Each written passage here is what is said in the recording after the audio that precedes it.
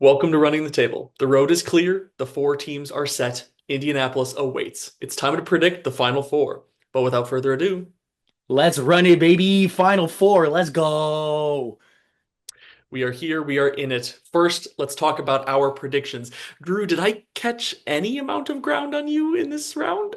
No, you lost the game, bud. I'm Gosh 40 darn and it. 20 overall. You're 37 and 23 because I went perfect except for Duke.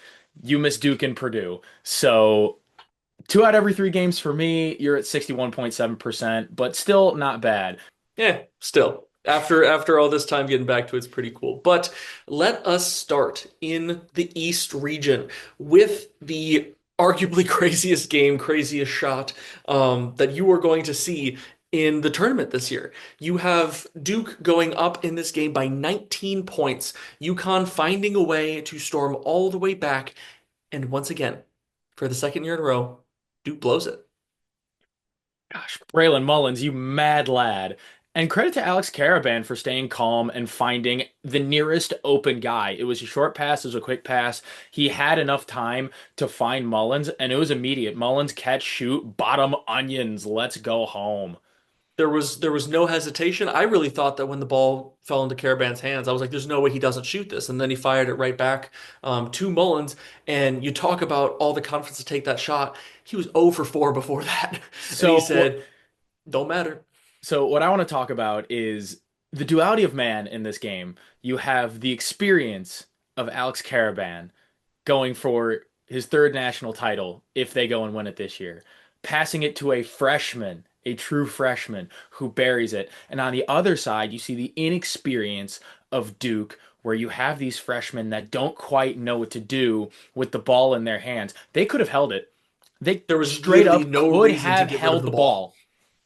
You hold the ball, you get fouled, you sink two free throws, you win the game. Yeah. Even Cam Boozer didn't need to get rid of it, but he passes it ahead. Then they have it with those 4 seconds, and Caden even more so needed to do absolutely nothing with it. But still, they toss it up, and it cost them again. And again brings back the argument. It happened with the Duke team last year, where you have all these talented freshmen. They do so well, but you get to these pressure moments, these experience moments where a split second decision costs you everything. And in the Houston game last year was more kind of down the stretch, things falling apart. This obviously fell apart down the stretch, but it was that literally one key moment where it decided everything in this game. But all credit to UConn, they hung around. They easily could have given up. They could have, just acted defeated, being down 19 in this game. But would you really expect a Dan Hurley led UConn team to do that? No, not one bit. Dude, you can hate Dan Hurley all you want, but I respect the hell out of him as a coach. What he's done, I mean, he has gone on a generational run. Like, he is one of the all-time great coaches in college basketball history, and I don't think that's hyperbole either. He's what, 16 and 1, 17 and 1 with the one loss coming to Florida, who ended up winning the national championship, where you It was go, only by like two as well. your third Final Four, and if they end up beating Illinois, which I think is very possible, you go to play for your third national title. I mean, it's insane. It's almost unprecedented. And it's something we haven't seen in what, 60, 70 years, like over half a century, long time. So again, Danny Hurley, the Big East, baby. The Big East will always reign supreme, whether you like it or not. You will never ever catch me rooting for or being Danny happy Hurley, you got for us, baby. the UConn Huskies or Dan Hurley or quite frankly any member of his team. Well, guess But what? speaking Both our of the schools other, lost to UConn in the national championship. don't remind The me. only difference is that when UConn wins, it benefits Butler. Purdue gets nothing. That's an entirely separate point. But we will head to the other side of that matchup with the Illinois Fighting Illini outlasting the Iowa Hawkeyes. Give credit to Iowa. They made this a battle for a good portion of this game. But Illinois just kind of overwhelmed them down the stretch. They pulled away in the last 5, 10 minutes. All credit to Bennett Sturts and Ben McCollum. Once again, those guys have been incredible. Sturts does his best to carry them to victory in this game. He finally got a couple more threes to fall. Ends with 24 points in that one. But Carry is an understatement. You play all 40 minutes and you take 17 shots. The next most shot attempts Tavion Banks with 8. and It went was the one Bennett for Sturts eight. show. Yeah. Well, Yeah, through hell or high water, Bennett Sturts was going to take him there. But I yeah. don't think Illinois even brought their A game. This was not their best game by any means No, necessary. no, it really wasn't. I mean, obviously you got a pretty solid performance out of Keaton Wagler, not necessarily, the most efficient, going 8 for 17 and 2 for 7 from three. But you've got Tomislav Ivicic with 13 points and then Mirkovic with 9. The bigger thing was Andrei Stojakovic with 17 off the bench. In general, though, they just overwhelmed them, and it's the thing that Illinois can do with their size is they out rebounded them like crazy. 38 to 21, and eventually that just it wore down Iowa down the stretch no matter how Dude, much they battled. not even the total rebounding battle. 16 to 8 on the offensive glass. Yeah, And that's but what again, Illinois that's what does. Illinois does That so is well. literally what Illinois does so well. Yeah, We're like and broken and records. I mean, that's the thing though, is you do what you do well and put an emphasis to it, and there's no real reason to stray from it because even when things got tough, that's what won them this game, and that's what gives them a chance in, this upcoming matchup. They match up with UConn here in this Final Four, and it is going to be one heck of a matchup. You've got a very experienced coach and experienced university with, I would say, just more general overall experience in that UConn lineup, despite having guys like Braylon Mullins as, your true freshman versus Illinois and Brad Underwood, always trying to get there, but seemingly always falling short. This is their opportunity. This is their chance, their best chance that they've had in a long time, quite frankly. I was waiting for you to just say who you're going to pick. I mean, You know um, what? That was a stupid question. I know who you're picking. You're obviously going with the Illini. Are you? you're right, I am. I Yeah, am come sticking with the on. Illini, but here's the reason why. Looking No, I can at definitely see why. the course of all of these games, the thing that I don't think that UConn will be able to battle on the boards as much as they might need to win this game, unless they figure out a second total game of three-point shooting. They've had one good game this tournament from three, and it was the Michigan State game, and they didn't even play that well because they still only had 67 points. But if they don't shoot the three well, you are not going to win the interior battle enough against this Illini team to be able to win this game. With the scores they have, combined with the bigs, combined with the rebounding and essentially, just the veteran presence that they have with guys like Kylan Boswell as well. I don't know. I just think that UConn has to put a few too many things together in this one. I had said before that, maybe we get a complete version of UConn. Dude, I'm what you still not mean? really seeing it. What you mean? They got the best coach left in the tournament and it's not even close. Are you really going to count out Danny Hurley in the You can Final never count them Four? out, but I don't know. I just But you like the kind of just entirety did. of. Kind of just did. It's not counting them out to pick against them. That's what it comes down to. Because I mean, obviously, either team can win this game by any stretch of the imagination. That's why we're in the Sure. Final Four, and this is going to be an amazing game to go watch in person, which I'm so Dude, glad that we get the chance to do. that's going to be so fun. So the thing about Illinois that I really love that separates them from different teams is they have their identity. They know what they're good at. Wagner Yeah. and Boswell on the outside bringing the ball up, they can shoot the lights out, and then you have all your Balkan boys that can crash the glass, stretch the floor, be menaces on the offensive glass. Like when you have a team that is that rooted in their fundamentals and their identity, they are almost impossible to stop. But it's going to take a team that can improvise, overcome, adapt with experience, with that elite coaching. I may have played my hand. Dude, I'm going with UConn. I am going with UConn. Understandable. I think they're marching back to the national championship game. So, yeah, you emphasize the glass. No, Yes, I have one specific question go for it. about this matchup, though. How much of a factor do you think Illinois' front court is going to be drawing Terrace Reed away from the basket on offense? And that's going to be something that Danny Hurley is going to have to figure out because Terrace Reed is going to have a big, big game, especially on the glass. Him and Caravan, in particular. I think this is It's going about to as be interesting though, well. because This on is the about as good defensive a glass, duo. you know that Ivisic and whoever that they're going to put out there at the Sure, five position is going to sure. be playing on the outside a lot, Well, and here's the with the thing: they rest of did those not. guys being able to crash like they do, Well, they did not rebound Duke either, no. But here's the thing: Duke doesn't have the positional size across the board that Illinois does. which is a good point, and that is something that I absolutely factored in. But you got a But game plan around that.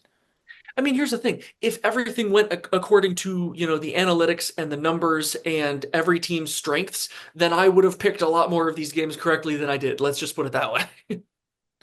Dude, you're over 60%. You're picking them fine. That's neither here nor there. I believe in Danny Hurley. I believe in the Big East. Enough No, said. and I totally get that. Moving on to the other side of the Final Four, we will have a light mention of the west side of, or the west region of this bracket Dude, we're gonna force with Gump this one. we are going to hit this one and move right along. The Arizona Wildcats do end up besting the Boilermakers to advance to their first Final Four under Tommy Lloyd. First one So for should them in a long time. I don't even know exactly how long it's been. should I just put like in the bottom portion, just like go watch our recap on this video or what? When that Like recap when comes that out, drops? I yes. mean, yeah, should This I is likely to drop first, but I will. We will have a recap of that game because we both obviously sat down and watched that game in its entirety, and I will have plenty of things to say, and I'm sure that you will too. But I'm we're not gonna going to have go not into nearly as many things to say as you. Let's be no, honest. probably not, and that's okay because that's my team. I'm gonna But backseat driver that recap video, baby. But with Arizona being in the Final Four, the flip side of this matchup is the other number one seed from this half of the bracket, the Michigan Wolverines. They decimated Tennessee. Oh yeah, no, one close. We obviously did not believe in Rick Barnes and this being the year, but I didn't think it would be this bad. They 33-pieced the Volunteers 95-62. They just looked unstoppable, quite frankly. And the crazy thing is, they didn't even out rebound Tennessee. It was Even 42 to 42 in the rebounding battle. That's what kind was of the crazy nuts. thing was. But the thing was is that Michigan just kind of overwhelmed them on the offensive side. You had a massive game out of Yaxel Lendeborg, 27, 7, and 4. You got just a bunch of guys going overall. They got to the free throw line a lot.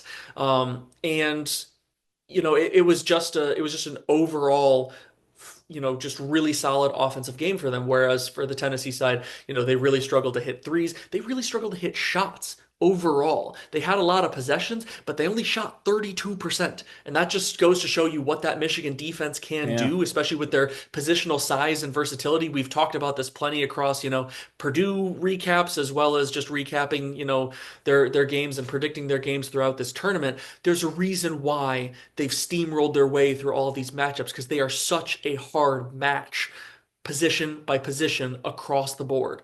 The question Michigan's a is, wagon.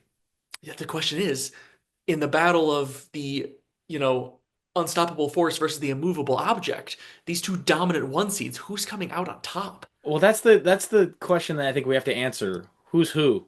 Who's the unstoppable force and who's the immovable object? I would call Michigan the unstoppable force and Arizona the immovable object. Dude, you think? Dude, I would go the other way around. But that's the thing. That's what's so crazy about both these teams is they're both so good on both sides of the ball, but they just do it differently. Do Arizona I does it have a by quarter dominating, anywhere? Because I might just flip a coin for this game. I'm totally kidding. I'm kidding. and I'm that's the kidding. thing. But you And that's the could. thing. I might have a better chance predicting this one flipping a coin than making an actual pick because I feel like whatever pick I'm going to make, it's gonna be wrong. But the way that Arizona goes about this is they want to wear you down. They want to outpace you, out physical you. Michigan wants to just outsize you across the board, but also run you around. They want to play chaos. They want to get the ball, off the rebound with a Daimara and chuck it down floor and beat you in transition. They want to get Yaxler going downhill. They want to get, kick out threes to guys like Trey McKinney, guys like Namari Burnett. But the question is who establishes that physicality more? Because that's the one thing that both of these teams live by. And I think that's going to be the deciding factor is who wins that physicality battle. Yeah, I completely agree. I think these two teams are both incredibly physical. I think you have Swiss Army knives on both sides. Yaxel Lendeborg with his size, but his ability to stretch and run the floor and be a point forward. I think that's incredibly unique. I'm not sure how Tommy Lloyd in Arizona is going to stop that. But on the other side, you have guys like Braden Burries and Koa Pete and Jaden Bradley and Karchenkov. And how are you going to stop all those guys, right? Because that's a lot of options thrown at your way, too. And the thing is, I think that the one of the keys for Arizona in this game is a name that you didn't even mention. I Krivas. I think it comes down to Krivas trying to get a Daimar in foul trouble. Because one thing has been very clear, That's Krivas part of is why I didn't great at mention drawing Krivas, because he is the fouls. X factor, ain't he?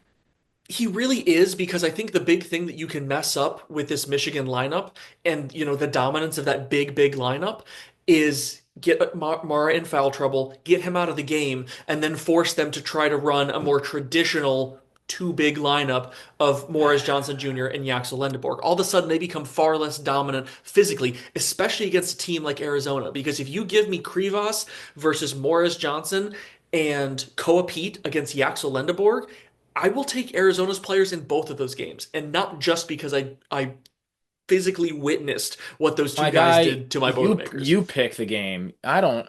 You pick the game. I need to think about this a little more, or maybe I just need to stop thinking about it. You know what? That's what it comes down to. Why don't I pick both of these teams to have fun? Why do I have to root for one of these teams over the other? Why can't we just go down to Indianapolis and watch a great game? Because it's Hey, going to be a great game. we're gonna have fun. We're gonna have a blast watching these games. One of these teams is going to have a little bit less fun than the other because the road is going to end there. I'm going to say that I think it's going to be Michigan. I think Arizona continues their physical dominance. I think that they are too good at drawing fouls, that they are not going to, that Michigan is not going to be able to avoid foul trouble. And you saw one half of iffy basketball from Arizona, and even that did not matter at all to them. Yeah, Arizona's such a freight train coming down, and I've flipped back and forth on this game, much more so than I did on Illinois and UConn, and we had opposing predictions for that one. Um, yeah, Michigan's unique, but so is Arizona. Arizona was the top ranked team in the country coming into this, the number one overall seed for a reason. I They've mean, won like 14 straight games now. both these teams have taken on all challengers and taken no prisoners. And I think going into the that particular matchup on Purdue's side, they were playing some of their best basketball, and when it got into the second half, Arizona just shut them down. Like the Mhm. things that were working in the first half just didn't work anymore. And it's Arizona making those adjustments. I'm gonna pick them as well. They were my initial pick going in, and I think in a matchup like this, I just gotta stick with it because I'm gonna wind myself up into knots, trying to flip flop back and forth because I can see both teams winning. But yeah, I really do hope both teams just have fun.